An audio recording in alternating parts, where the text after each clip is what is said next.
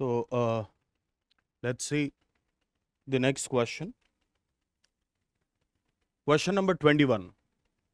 इसमें दिया गया है कि एक px है x to the power 2025 और एक qx है. rx पॉलिनोमियल रिमाइंडर है. जब हम px को qx से डिवाइड करते हैं तो r3 की वैल्यू निकालनी है. अगर आप qx को थोड़ा सा ऑब्जर्व करें तो qx इसमें से x to the power 4 plus x cube, ये जो 2x स्क्वायर है आप इसको ऐसे लिख सकते हैं x square plus x square plus x plus 1. And now you can see from the first three terms, if you take x square as common plus the last three terms, इस तरीके से, यानी this qx, it is nothing but x square plus 1 into x square plus x plus 1, right?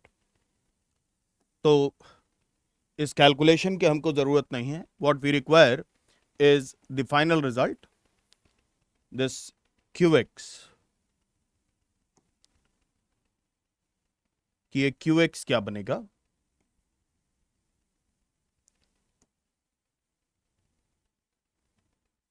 Let's see what this qx is going to be. So qx is x square plus 1 into x square plus x plus 1, which you can write as x minus iota x plus iota into x minus omega and x minus omega square, जहां पर iota and minus iota ये x square plus 1 is equal to 0 इसके roots हैं, और omega and omega square they are the roots of x square plus x plus 1 is equal to 0, right, जिनको usually हम cube roots of unity में उन roots के रूप में लेते हैं जो 1 के बराबर नहीं है. क्यूब रूट्स ऑफ यूनिटी तीन रूट्स, 1 ओमेगा ओमेगा स्क्वायर, जिसमें ओमेगा और ओमेगा स्क्वायर इस पोर्शन के रूट्स हैं. तो खैर, डिवीजन के एल्गोरिथम के मुताबिक वी कैन राइट px, जो क्वेश्चन में इंफॉर्मेशन दी गई है, x square plus 1 into x square plus x plus 1, इससे डिवाइड करना है, qx से डिवाइड करना है. इसके अलावा मान लीजिए कुछ gx बचता है, plus gx is the quotient and the remainder is rx, right? Obviously, जिससे हम डिवाइड कर रहे हैं उसकी डिग्री 4 है, तो दिस rx ये डिग्री 3 का पॉलिनोमियल हो सकता है ना. सी px, क्योंकि ये x to the power 2025 के बराबर है, आप देखें pi, मतलब इसी में मैं इन रूट्स का इस्तेमाल करने जा रहा हूं. आयोटा की अगर हम वैल्यू रखते हैं, iota square is -1, iota to the power 4 is 1, तो this will become iota to the power 2025, which will become iota, and p of minus iota, similarly it will be minus iota to the power 2025, which will become minus iota. p omega, omega cube is 1, right? आप देख सकते हैं 2025 is a multiple of 3, तो omega to the power 2025 that will also be 1, and p omega square ये भी 1, right? तो अब rx assume करते समय हम थोड़ा सा चालाकी का इस्तेमाल करते हैं. What we will do, we will take rx to be a into x minus omega square. इनके अलावा क्यूबिक बनाना है, तो let the third root be x minus alpha, और ओमेगा स्क्वायर पर इसका वैल्यू 1 है, मतलब मैं x की जगह ओमेगा रखूं, ये तो 0 हो जाएगा, x की जगह ओमेगा स्क्वायर रखूं, ये 0 हो जाएगा, +1।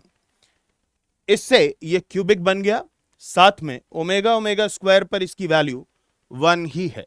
नाउ अब अगला काम है अल्फा निकालना। एक बार ये अल्फा और ए निकल आया तो फिर आर एक्स पता चल जाएगा और फिर उसके बाद हम R3 निकाल पाएंगे, right?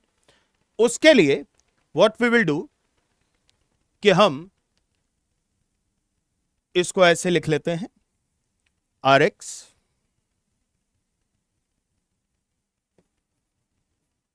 Is equal to A into x square plus x plus 1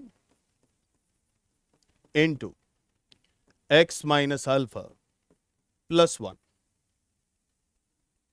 ठीक है, दिस आर आई जब हम x माइनस आई से डिवाइड करेंगे तो R I the remainder, x minus I से डिवाइड करने पर रिमाइंडर वही होगा, x माइनस अल्फा से डिवाइड करने पर रिमाइंडर क्या आता है, पी अल्फा। अगर हम पी एक्स को x माइनस अल्फा से डिवाइड करते हैं तो रिमाइंडर पी अल्फा। तो यहां पर R I it should be equal to I. ठीक है, तो आर आई की वैल्यू, क्योंकि पी आई आई के बराबर है, तो this will become I is equal to A into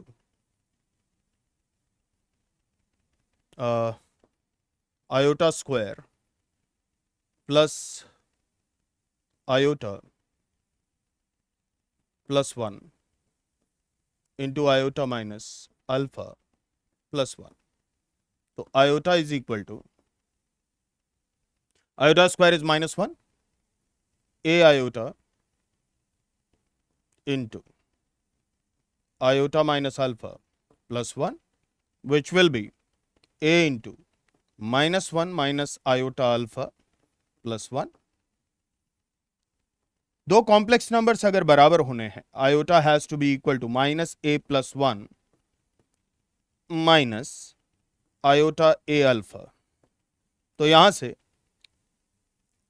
-a plus 1 has to be 0 and -a अल्फा, इसकी वैल्यू 1 होनी चाहिए।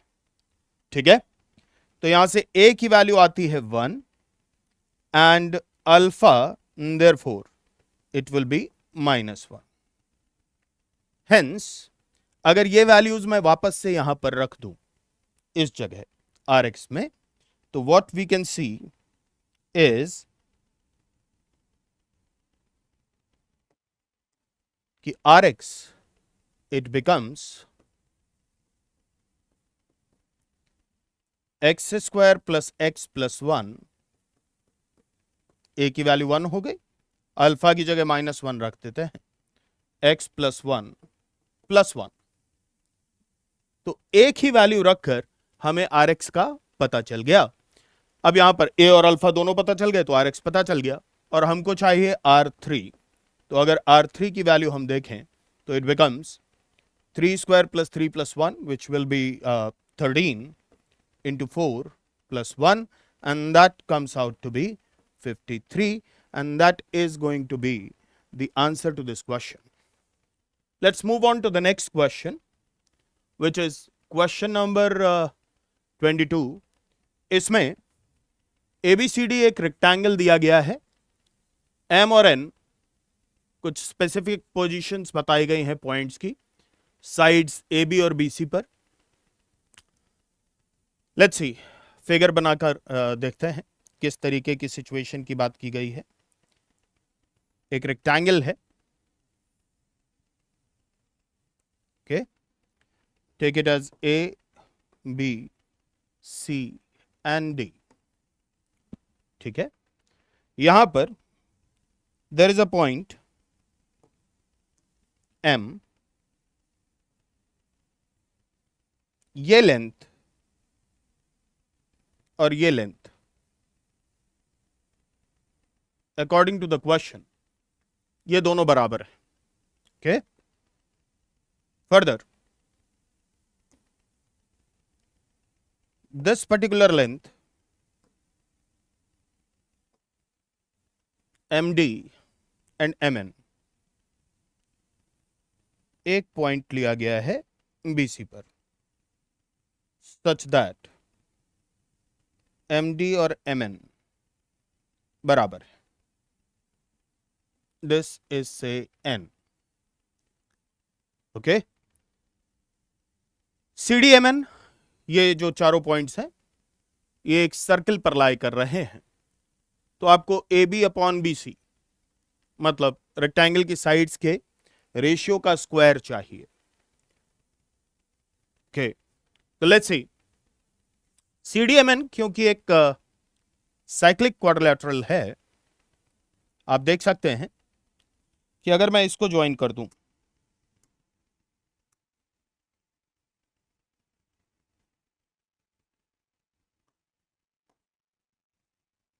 DN को इस तरीके से,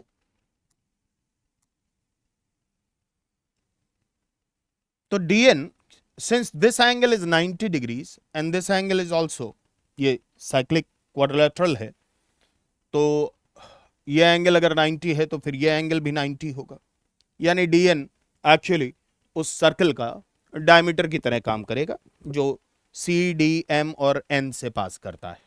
लेकिन अगर ये एंगल 90 है तो फिर हमारे लिए with the condition that this side and this side, these two sides are equal, ये और ये बराबर है, तो हम सीधे बोल सकते हैं कि ये दोनों angles, this angle and this angle, ये 45 डिग्रीज. ठीक है, ये दोनों ही एंगल्स 45 डिग्रीज के बराबर होंगे. अब हम अपने टारगेट पर नजर रखते हैं कि हमको AB और BC इन तक पहुंचना है किसी तरीके से. तो लेट्स सी व्हाट हैपेंस. मैं इसको ND को थोड़ी देर के लिए X मान लेता हूं. Take ND to be X. Let ND is equal to X. So this implies that DM, it will be X cos 45 या X sin 45, whatever you can say in this right angle triangle. So this comes out to be X by root 2. Okay, ये length हो गया आपका X by root 2. Further, you can see कि अगर मैं इस angle को अल्फा ले लूं, ओके, तो क्योंकि ये आइसोसेलेस ट्राइंगल है, CM और CD बराबर है, तो अगर ये एंगल अल्फा है तो ये एंगल भी अल्फा होगा, और अगर ये एंगल अल्फा होगा तो ये एंगल भी अल्फा होगा. ठीक है, इसकी मदद से अब हम AD को लिख पाएंगे AD to be equal to DM sin alpha या फिर X by root 2 sin alpha. अब AD is in fact BC, right? अब अगर AB भी X और अल्फा के टर्म्स में आ जाए तो बात बन जाएगी. Once again you can see that CDMN ये जो है ये एक साइक्लिक क्वाड्रिलेटरल है, तो अगर ये एंगल अल्फा है तो दिस एंगल, इफ DMC ये एंगल अल्फा है तो ये एंगल भी अल्फा होगा, और ये राइट एंगल ट्राइंगल है, ये X है, तो आप डायरेक्टली CD को क्या लिख पाएंगे? You can straight away right AB is equal to CD and CD is X sin alpha, right? तो अब अगर हम AB upon BC, now if we find AB upon BC whole square, तो it is simply AB means X sin alpha और BC X by root 2 sin alpha whole square, which comes out to be 2, and therefore the required value of m plus n, therefore the required value of m plus n will be 3, and that is the answer to this particular question.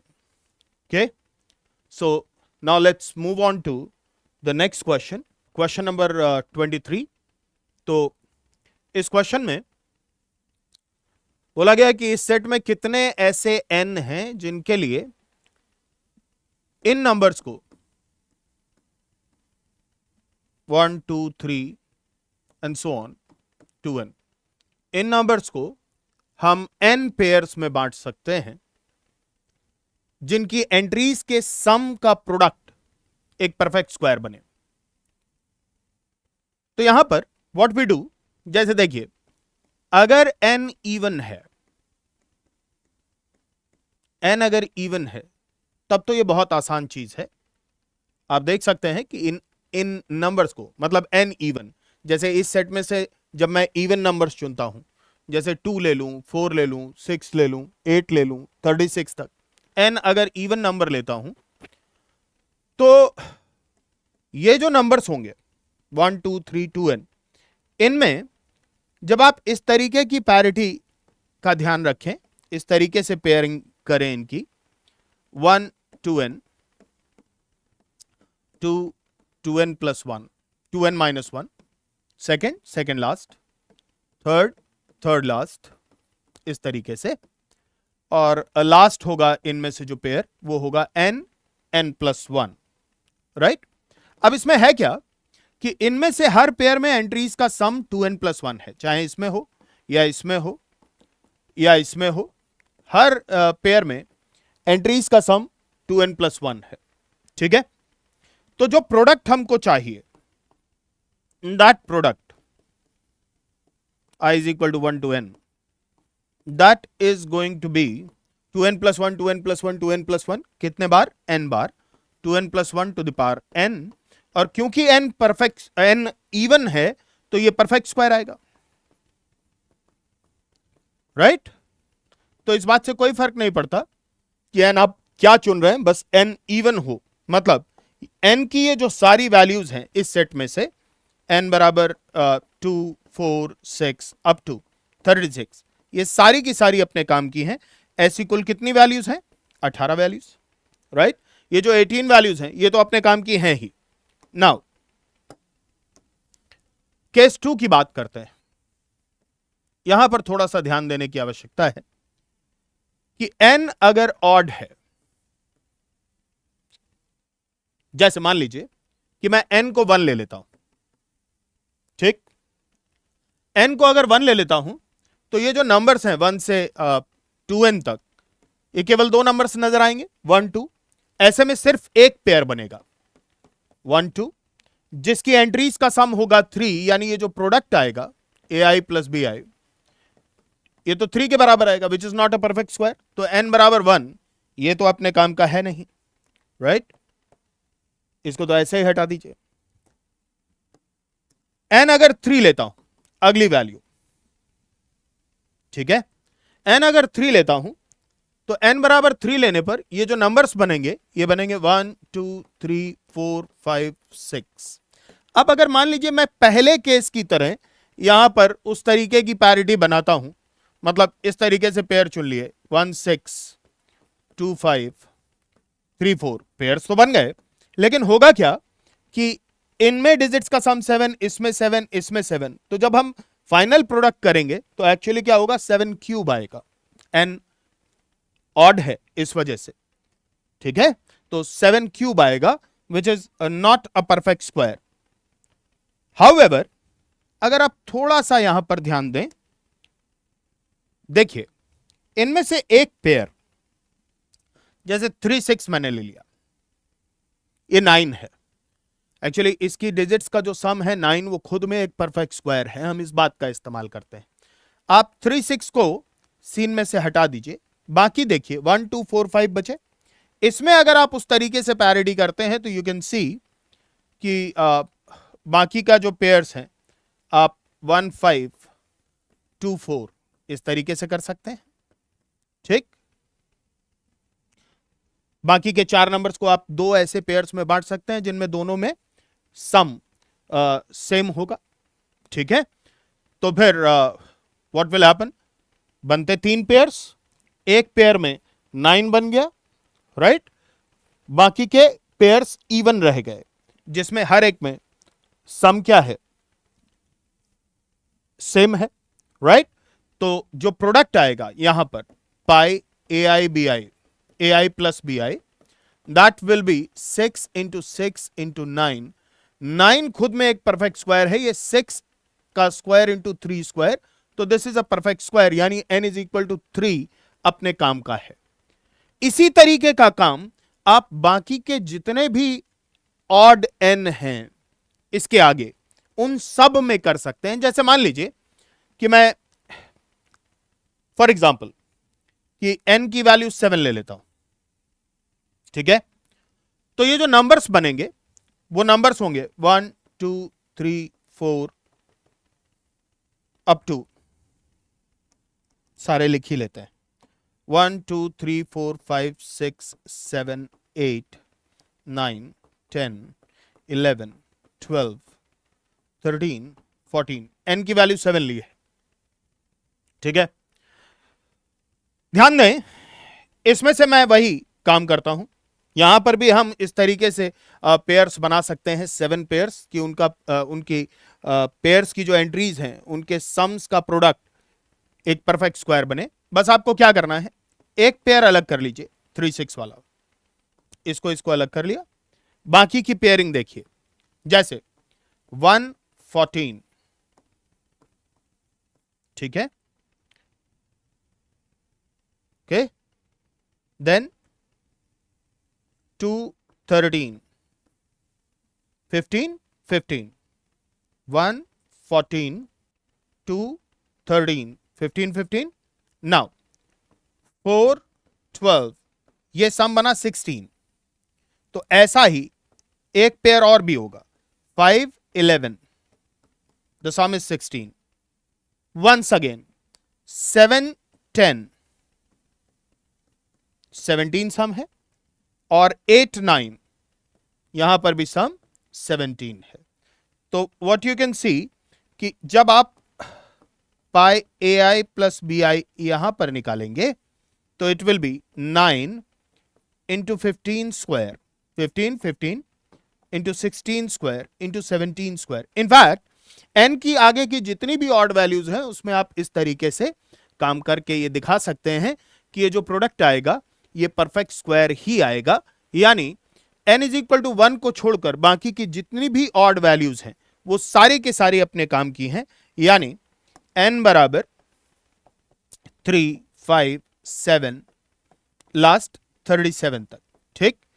कुल कितने numbers हुए ये भी 18 in number, यानी the total n जो यहां पर हमारे काम के हुए, तो the final answer for this question, the answer for this question is going to be 18 even numbers अपने काम के हैं और 18 ऑड नंबर्स अपने काम के हैं, यानी the answer for this question will be 36, right. See question number 24, there are m blue marbles and n red marbles on a table। 2 players हैं, प्लेयर 1 अरमान, प्लेयर 2 बबीता। ये गेम खेलते हैं टर्न्स में, ठीक है। अपनी चॉइस का मार्बल उठाना है, प्लेयर 1 अरमान पहले शुरू करता है, ठीक है। And the player who picks the last red marble वही जीतता है, ठीक है। तो आपको टोटल चॉइसेस mn की निकालनी है, जिसमें m is the number of blue marbles and n is the number of red marbles. कि Arman can force a win. Force a win का क्या मतलब है, देखिए गेम थ्योरी का क्वेश्चन है, थोड़ा सा ध्यान देना पड़ेगा। What you can do here is, जैसे एक एग्जांपल ले लीजिए कि अगर रेड मार्बल एक ही हो, ठीक है, तो इस बात से कोई फर्क नहीं पड़ता कि कितने ब्लू मार्बल्स हैं।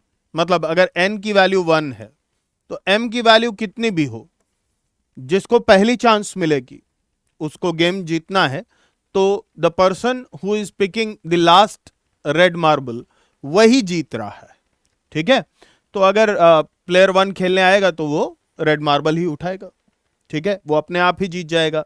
यानी n इज इक्वल टू 1 के साथ m can take any of the values from 1 to 11, right. तो ये जितने भी ऑर्डर्ड पेयर्स हैं m1, जहां पर m can be any number from 1 to 11, ठीक है, मतलब टोटल ऐसे कितने पेयर्स होंगे 11 इन नंबर, वो सारे के सारे अपने काम के होंगे। टोटल ऐसी चॉइसेस जिसमें n की वैल्यू 1 है, राइट। अब इसके बाद क्या है, सी जैसे अगर मान लीजिए n की वैल्यू 2 है, राइट, जैसे 2 रेड मार्बल्स है।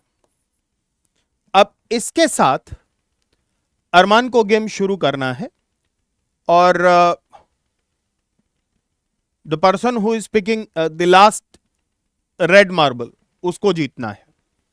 तो अगर मान लीजिए इसमें एक ही ब्लू मार्बल है, ठीक, और अरमान को जीतना है, तो वो क्या करेगा, रेड मार्बल तो उठाएगा नहीं, रेड उठाएगा तो अगला वाला जो प्लेयर 2 है वो उठाकर तुरंत फिर रेड मार्बल्स बचेंगे ही नहीं, ठीक है। तो सेकंड प्लेयर जीत जाएगा। तो अगर फर्स्ट प्लेयर को ही अपनी विन को फोर्स करना है तो उसको क्या करना होगा, ब्लू मार्बल उठाना होगा, ठीक।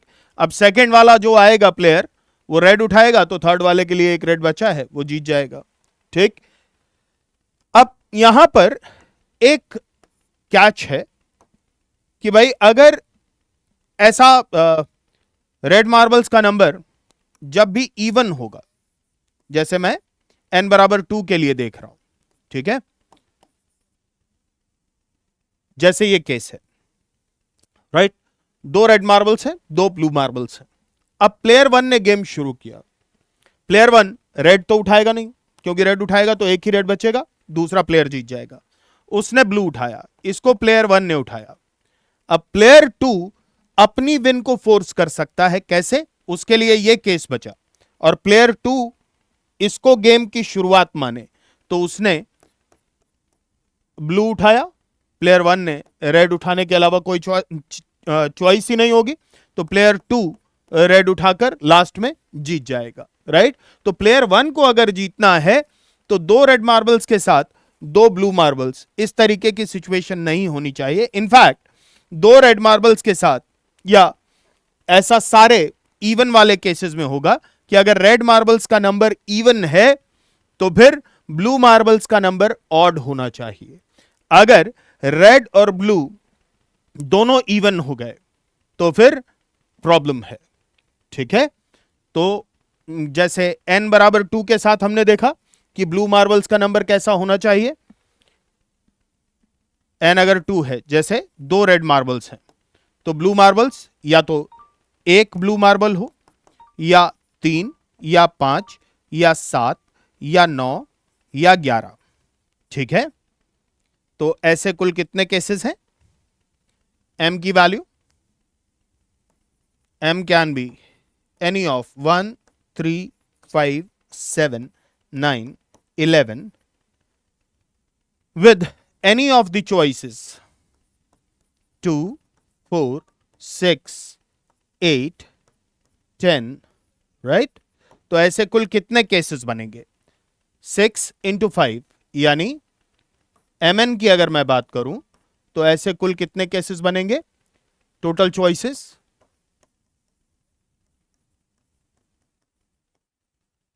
30, 6 into 5, राइट। इसी तरीके से अगर हम बात करें कि n की वैल्यू 3, ऑड वाला केस देख लेते हैं। जैसे n इज इक्वल टू 1 हमने देखा था, अब हम n इज इक्वल टू 3 के लिए देखते हैं। मान लीजिए रेड मार्बल्स का नंबर 3 है, तो अब यहां पर भी बस यही ऑब्जर्वेशन इसमें काम की है कि दोनों रेड मार्बल्स और ब्लू मार्बल्स का जो नंबर्स का सम है वो ऑड ही होना चाहिए। इवन होने में प्रॉब्लम है, जैसे आपने देखा कि अगर रेड मार्बल्स इवन है तो ब्लू मार्बल्स इवन नहीं हो सकते, उनको ऑड होना पड़ेगा। ऐसे ही इस केस में आप देखेंगे कि अगर रेड मार्बल्स इवन ऑड है तो ब्लू मार्बल्स को इवन होना पड़ेगा। अगर ऑड ले लिया, जैसे मान लीजिए मैंने 3 ब्लू मार्बल्स ले लिए, एक वाला केस बहुत आसान है, 3 ब्लू मार्बल्स ले लिए। अब ये जो पहला बंदा है इसको जीतना है।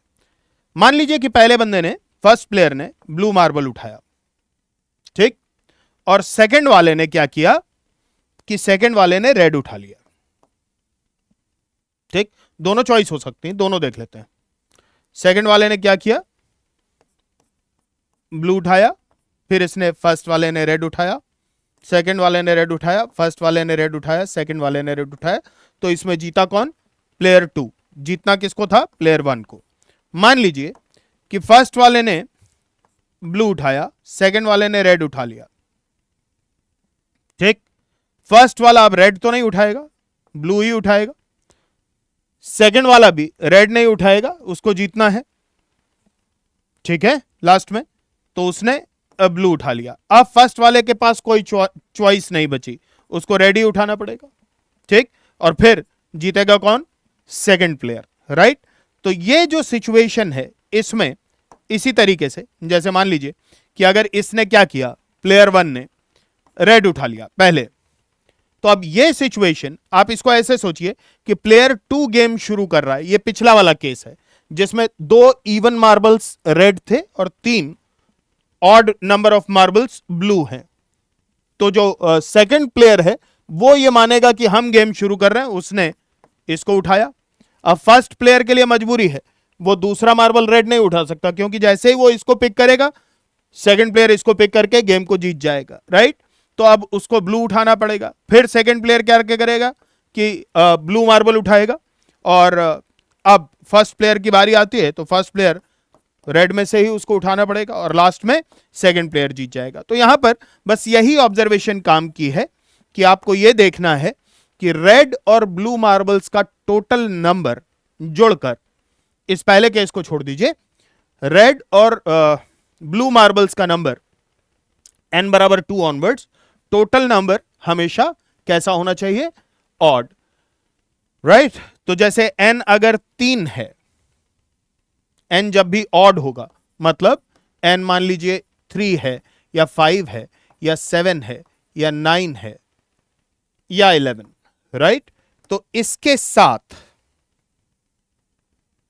ब्लू मार्बल्स का number, blue marbles can only be, जैसे जो मैंने बोला, आर आर आर, तो अब इसके साथ ब्लू मार्बल्स इवन ही होने चाहिए, ठीक है। ऐसे में प्लेयर 1 ही जीतेगा। प्लेयर 1 क्या करे, उसने रेड मार्बल उठा लिया, ठीक। अब प्लेयर 2 रेड को नहीं उठाएगा, प्लेयर 2 ब्लू को उठाएगा, प्लेयर 1 रेड ब्लू मार्बल उठा ले, प्लेयर 2 को रेड मार्बल उठाना पड़ेगा और प्लेयर 1 जीत जाएगा, राइट। तो जब भी n ऑड के साथ m इवन लेंगे तो हमेशा प्लेयर 1 अपनी विन को फोर्स कर सकता है, यानी with these values of n, m can be 2, 4, 6, 8, 10, right. तो वंस अगेन mn की कितनी चॉइसेस आई टोटल, अगर आप देखें तो 5 into 5 total choices, it will be 25, right?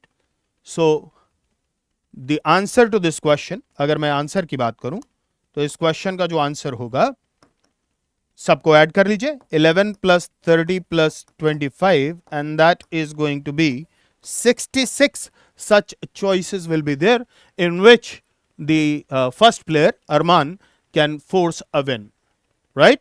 Now let's see question number 25. यहां पर for some real numbers m n and a positive integer, a के बारे में बोला गया है कि a एक पॉजिटिव इंटीजर है। ये जो लिस्ट है a plus 1 n square m square a into n plus 1 का square consists of 3 consecutive integers written in increasing order, मतलब ये तीन कंसेक्यूटिव इंटीजर्स हो इंक्रीजिंग ऑर्डर में। तो what is the largest possible value of M square, ये हमको निकालना है कि एम स्क्वायर की लार्जेस्ट पॉसिबल वैल्यू क्या होगी। गिवन कंडीशन के मुताबिक वी कैन सी कि M square is actually A plus one N square plus one, right, and it is also A into N plus one whole square minus one. ठीक है, from here what we can see कि a plus 1 n square plus 1 has to be equal to a into n square plus 2n plus 1 minus 1। इसको अगर मैं simplify करूं तो n square minus 2an minus a plus 2 is equal to 0। n square minus 2an minus a plus 2 is equal to 0. Take it as equation 1, right? N is a real number and a is a positive integer, right? One thing which you can see from here is, अच्छा, m square ये भी एक integer है, okay ये तीन consecutive integer है, तो m square भी एक इंटीजर है, a एक पॉजिटिव इंटीजर है। तो इसी रिजल्ट से, from this result only, what you can observe is n square can be written as m square plus one, sorry m square minus one upon a plus one, and n plus one का whole square that can be written as m square plus 1 upon a. Since m square is an integer, a is a positive integer, ये एक rational number होगा, ये भी एक rational number होगा, तो this implies कि n प्लस वन का square minus n square, that जो कुछ भी आएगा it will be a rational number. ठीक है, with this 2n plus 1 will be a rational number, okay, so we can say that n should be a rational number. Now once again return back to equation number 1, यहां पर a एक positive integer है, n को एक perfect square होना है, तो यहां से n को एक रैशनल नंबर होना है, तो n को अगर एक रैशनल नंबर होना है तो कंडीशन क्या है, वैसे तो हम यहां से n सॉल्व कर सकते हैं, अगर n को रैशनल होना है तो d the discriminant of this quadratic has to be a perfect square.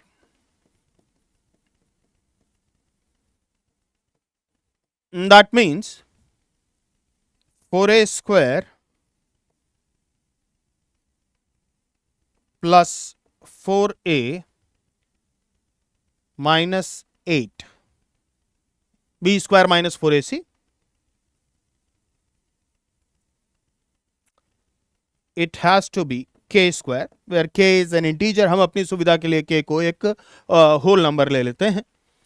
यहां पर आप देख सकते हैं कि 2a प्लस 1 का होल स्क्वायर माइनस, इसको आप रीअरेंज कर सकते हैं इस रूप में, 2a प्लस 1 का whole square minus k square is equal to 9। हमने क्या किया है, 1 ऐड और सब्ट्रैक्ट कर लिया है, तो 4a square plus 4a plus 1 it will become 2a plus 1 का होल स्क्वायर, k स्क्वायर को इधर ले आए और माइनस 1 वो 9 बनकर राइट साइड में चला जाएगा, राइट। वैसे अगर आप यहां से n को सॉल्व करते तो n वुड हैव बीन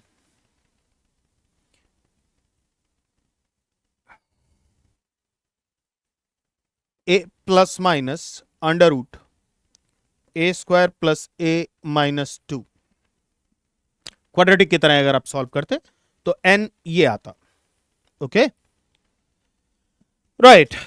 अब यहां से a एक पॉजिटिव इंटीजर है, k को हमने होल नंबर ले रखा है, यहां से लेट्स सी कि व्हाट आर द पॉसिबिलिटीज, इसके फैक्टर्स हो जाएंगे 2a प्लस 1 प्लस k, अगर k को मैंने होल नंबर ले रखा है तो 9 कितने तरीकों से इसको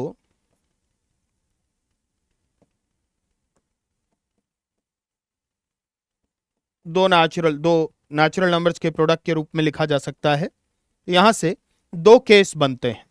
एक केस 1 जिसमें let's take 2a plus 1 plus k to be 9 and 2a plus 1 minus k to be 1. In this case, we will get k is equal to 4 or a is equal to a का value 2. ठीक, तो if a is 2, अगर a 2 है, if a is 2, तो from here n की जो value आएगी that will be 2 plus minus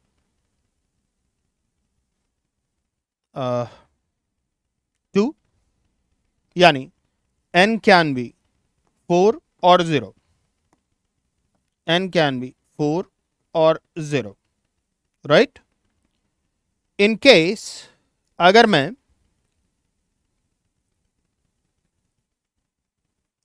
यहां पर a को 2, यहां से दो केस बना लेते हैं, a2 n4 n0 ले लेते हैं, तो जो इंटीजर्स हुए the list of integers becomes n0 है, तो ये 0 1 2।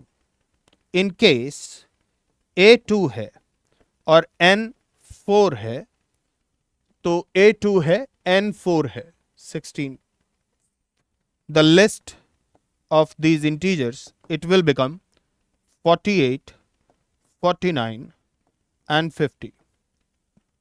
16 to 3, 48, right? And case 2, यहां पर जो दूसरा केस है 3 3 वाला कि 2a plus 1 plus k, ये 3 हो जाए, साथ में 2a plus 1 minus k, ये भी 3 हो जाए, तो यहां से k की वैल्यू आएगी 0 और a will come out to be 1, right. अगर a 1 है तो फ्रॉम हियर n का वैल्यू हो जाएगा 1, a1 n1, तो जो लिस्ट ऑफ इंटीजर्स है, the list of integers it will be a1 है n1 है 2 3 4। तो जो इंटीजर्स की लिस्ट की बात की गई है उसकी 3 पॉसिबिलिटीज हैं, 0 1 2 2 3 4 48 49 50, यानी m स्क्वायर की जो पॉसिबल वैल्यूज हैं वो हैं 1 3 और 49। तो अगर हम लार्जेस्ट पॉसिबल m स्क्वायर की वैल्यू की बात करें तो largest possible value of m square is 49, right? And that is the answer to this question. Okay.